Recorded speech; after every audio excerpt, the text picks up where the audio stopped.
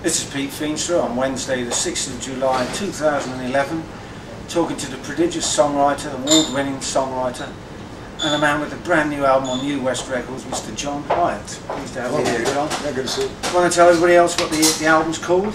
It's called Dirty Jeans and Mudslide Hymns. And the title, I believe, comes from a song called Adios to California. You are correct, sir. Which is an unusual thing. You've taken one line from a song and used it as the title track. Yeah, I have difficulty naming records. Right. I wait till the last minute until I'm forced to name it because it needs a name. Yeah. And so I couldn't find a song that said it all, and so I was just looking around on lines, and that line seemed to... And it's an example of your wordplay. People regard you quite rightly as a wordsmith, and no, it works brilliantly, I think. And it's an album, slightly new departure. You've done this before, of course, but you've actually got a big production on this record. Well, I think it's a little... Kevin Shirley, I should say. Yeah, Kevin Shirley.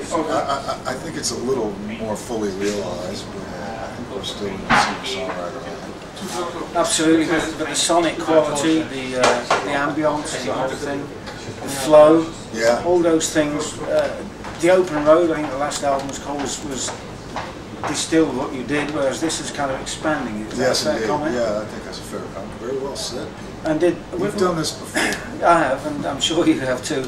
Did the idea come from you to have the outside production, or were you approached by Kevin? I was actually approached by Kevin, and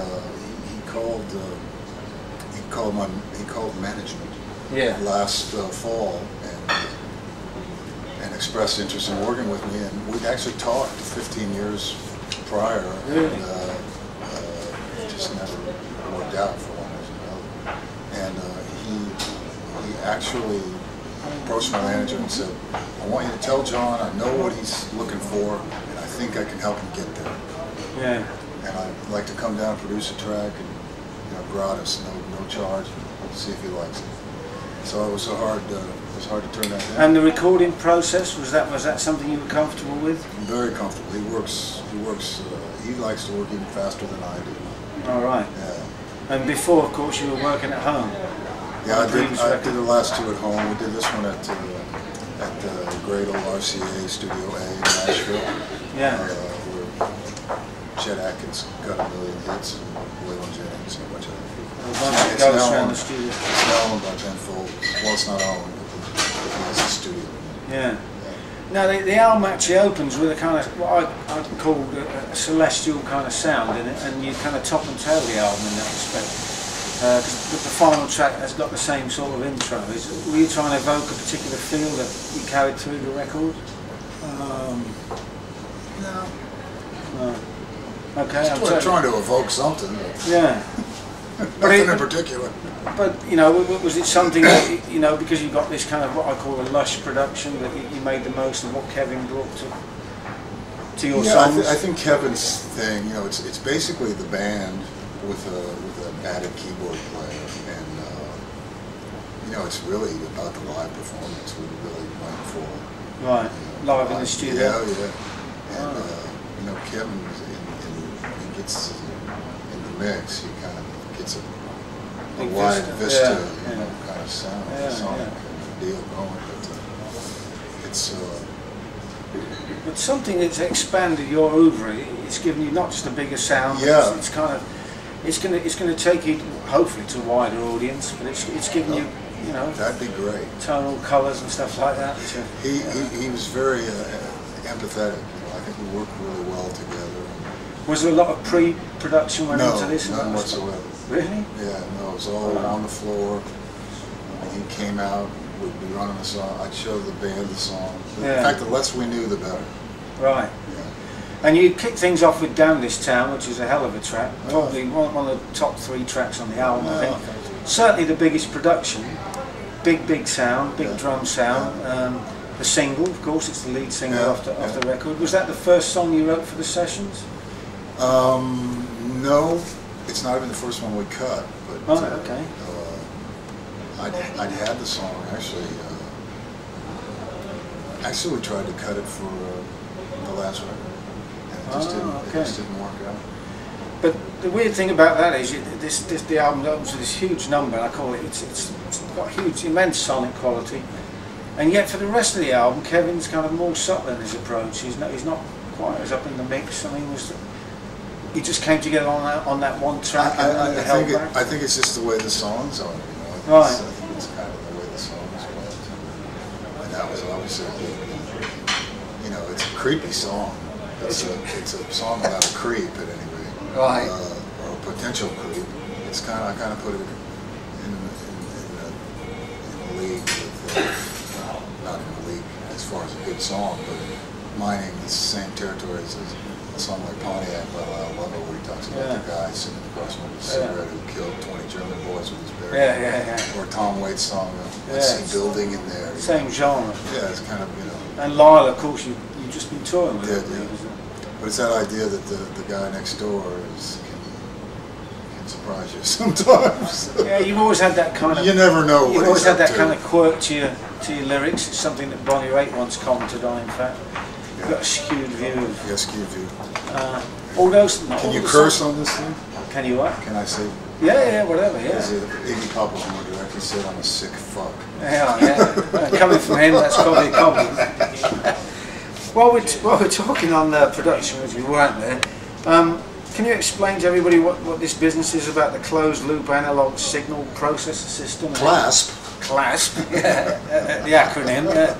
How does it change your music as such, or what does it bring? Well, it's a great invention. This kid that came up with it, Chris, his last name escapes me, but it allows you to run your analog 24-track 2-inch tape machine or any other tape machine at the same time as you run your digital audio workstation-based digital recording platform, whatever that may be.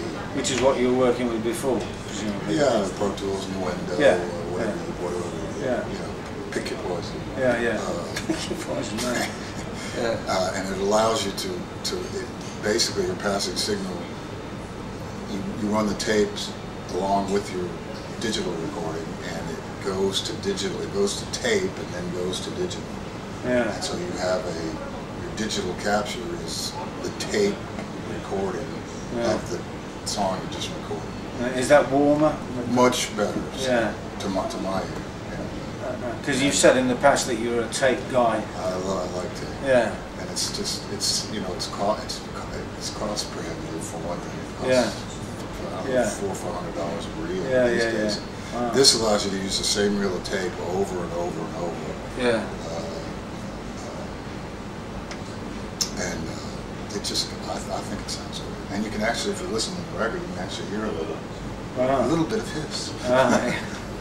Very old it's a lovely sound. Of the tracks on the album, I don't really want to go through them all. We haven't got time, but I'll certainly pick out some of the best ones. Down This Town we've mentioned. All the Way Under is a kind of a groove thing. I think you mentioned that you had this live field in the studio. Was that a result of that? Yeah, I started back porch feel. Definitely. I started running the song down. Kenneth started hitting his drums with his hands. Yeah. And Kevin was out there listening. And he said, "That's the way we should do it. Let's just do that. It felt really good." Yeah. So and it's kind of a country gospel kind of vibe. Yeah, rootsy. Yeah, very much so. Yeah. And I want to ask you about "Don't Want to Leave You Now," which is a kind of wistful, sweeping ballad with strings. It's unusual. Yeah.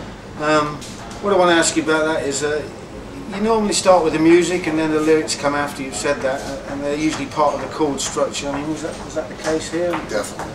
I mean, the arrangement makes the song in many respects. It's something strange about you, really, because as I said earlier on, you are a wordsmith, and people analyse your lyrics. Let's be honest about it. There's websites based on your lyrics, and yet you actually do start with the music. How does that work? I mean, do you just write to the feel of the piece? Pretty much. You know, you come up with some chords or a riff, and then hopefully you get a melody going. And it's really, you know, a lot of times you just sing nonsense until something comes, or maybe a line, maybe you'll get a line, and then that's when you kind of make the decision. okay, I better write something. And the first verse of "Hold On for Your Love," which has got that kind of incredible imagery, that would be an example of that. Yeah, that's But that almost sounds like a poem put to music, which would be the other way around. No, And the themes that you write for and your inspiration, where do they all come from? You know, apart from relationships, of course. Yeah, it's just it's kind of like it's a lot of editing. It's just junk that floats around in your head. You know, stuff you hear, something you said to your wife. Stream of consciousness. Well, I don't know how conscious I am anymore, or if there's even a stream. But you know, you kind of just piece together stuff. Something your friend said, something you read last week. You know, piece together with a real event in your life, twisted around. And do you have to get it down right then when you do? No. It comes out when, like I said, when it's music comes and inspires you to have to write a lyric. That's when the joke starts coming back. When you did your previous album, The Open Road, you actually took time off the road to write about the road as such. Did that have any difference in the way you approach your songs? You had more time? You know, it's just a real simple discipline. Yeah, discipline gets a bad rap, that word. No, not when you song. Lovely word. Yeah. I pick up the guitar once a day at least. And it just really comes out of that. I've been doing it since I was 11. You play the guitar. Yeah. And if I'm lucky, the muse is around. And if not, I've gotten a little practice. While we're talking about that, when you first went to Nashville, your first job was as a songwriter. Well, that's which would be a different thing from writing for yourself. Well, that's not exactly. I went there, got signed as a songwriter, but I was bluffing. I wasn't really a made-to-order kind of songwriter. No. And I think they knew that when they signed me. I really had every intention of making my own records. I was kind of modeling myself after a guy who was also signed to the same publishing company. This guy named Bob Frank, who's from Memphis, and he was a folk singer. He had to deal with bankruptcy. And there he was in Nashville. Score paid and I thought, well, if he can do that, maybe I can. Yeah, and you certainly have.